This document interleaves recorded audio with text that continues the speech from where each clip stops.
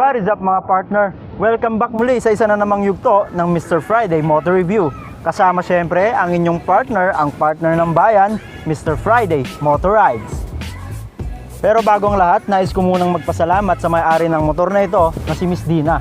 Syempre, shoutout din sa tropa natin na si Ronald, A.K.A. Balong, na siyang naging tulay para mahiram natin ang motor na ito. Shoutout sa inyo. For this vlog, ang i-review nating motor ngayon ay ang isa sa pinakasikat na motor ng Yamaha, ang Mio Sporty, o mas kilala sa Soulty. Tinawag itong Soulty, as you can see, sa harap niya ay Mio Sporty, at ang likod naman niya ay kinuha sa Mio Soul. So, pinag-combine ng Sporty at Soul, kaya tinawag siyang Soulty. Did you get it?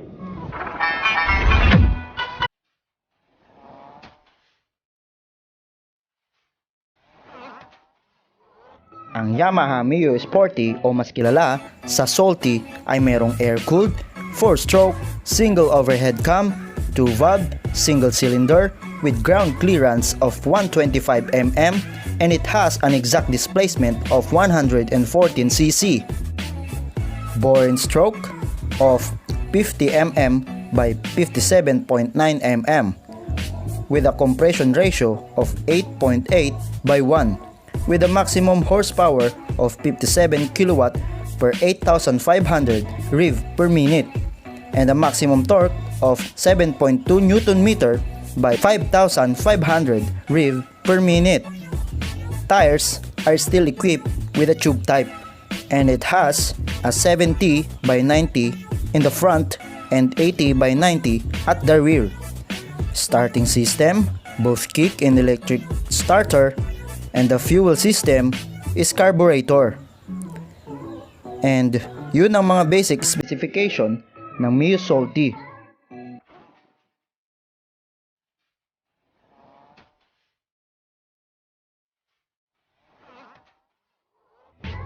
So when it comes to the design, gaya nga ng sinabi ko kanina, ang Mio Sporty na to ay parehas na parehas pa rin sa naunang mga Mio Sporty.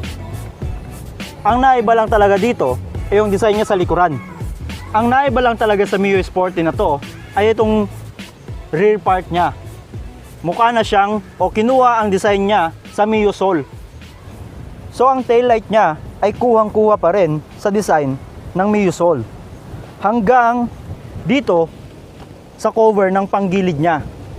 Ito ang design ng cover ng Mio Soul. So mga partner, kung mapapansin nyo, ang wala sa naunang Mio Sporty ay yung parang foot peg ng angkas mo dito. Ang binigay na lang ni Yamaha is itong dedicated na foot peg pang angkas mo.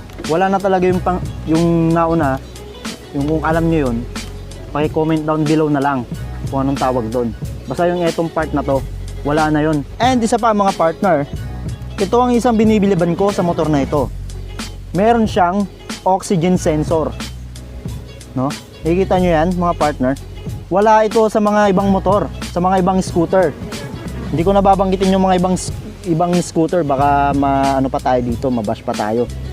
And kung mapapansin nyo, meron na siyang chassis na ito, yung swing arm, katulad sa Aerox, na wala ito sa mga naunang Sporty.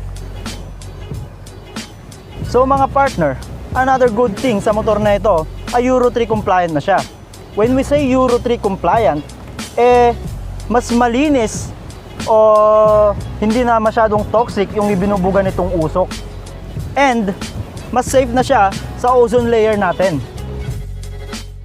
And mga partner, kung kayo ay magpapa-change oil ng motor na ito, ang motor na ito ay nagre-require lamang ng langis ng engine oil ng 800 ml. At ang kanyang gear oil naman ay nangangailangan lamang ng 100 ml.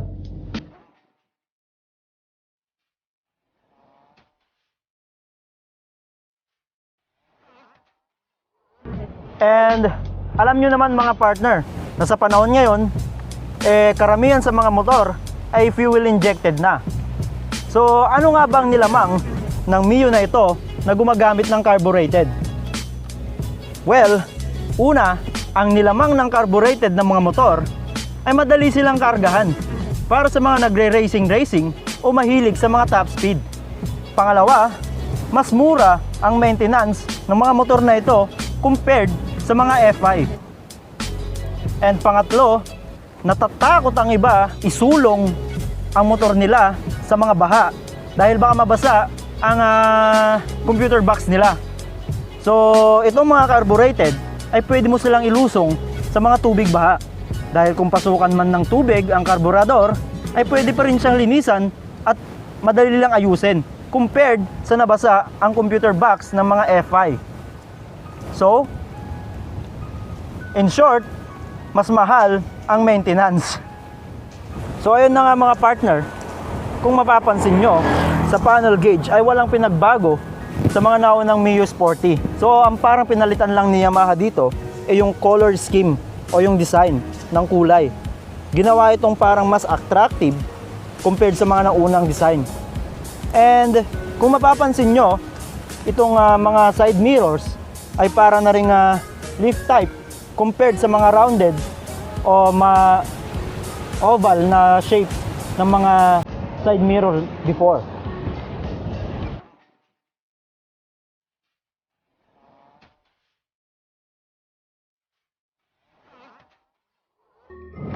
By the way mga partner, ang presyo pala ng motor na ito ay 66,900. So, sa 66,900, kung makikita nyo sa harapang parte ng motor na ito, sa headlight, ay bulb type pa rin siya. So, hindi na nagawa ni Yamaha na gawing LED lights dahil 66,900 nga lang ang presyo niya.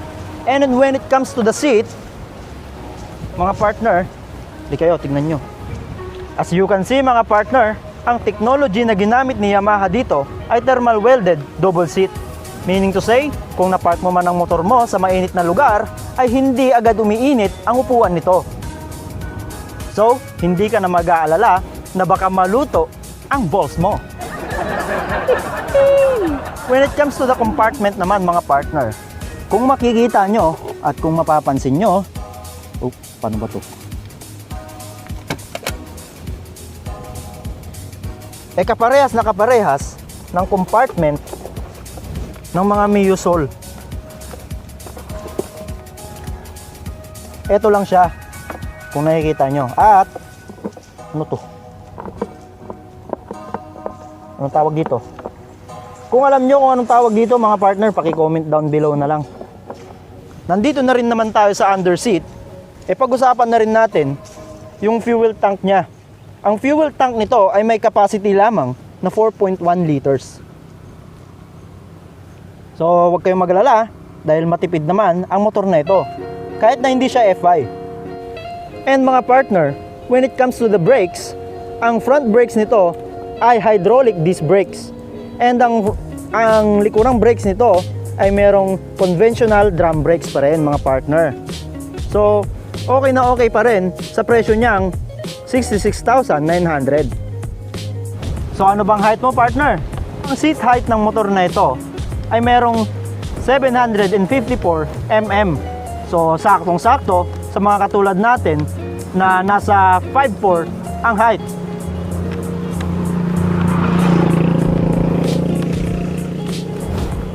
Pwede rin gamitin ng mga kababaihan dahil ang weight nito ay nasa 97 kilograms lamang. So napakagaan ng motor na ito at madaling dalhin kahit ng mga kababaihan.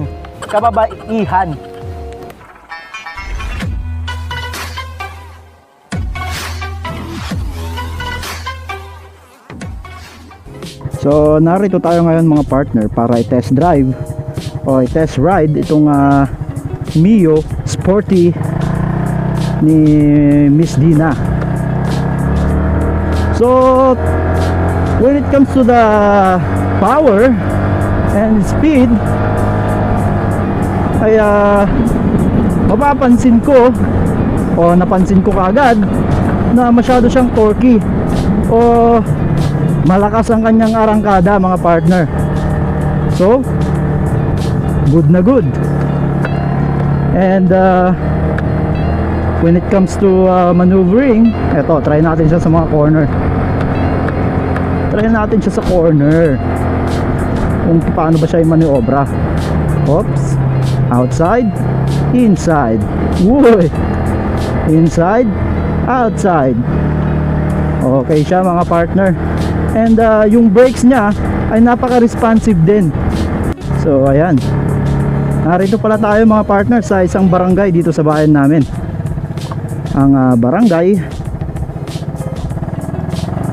Inuman. Ayan mga partner, napaka-responsive ng motor na ito.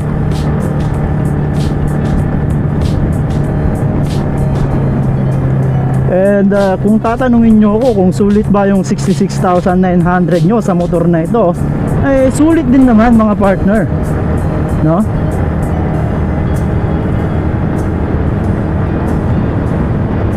So hanggang dito na lang ulit mga partner. Ito po ang inyong partner, ang partner ng bayan, Mr. Friday Motor Rides, na nag-iiwan ng katagang. Keep safe and always pray before you ride. Ciao!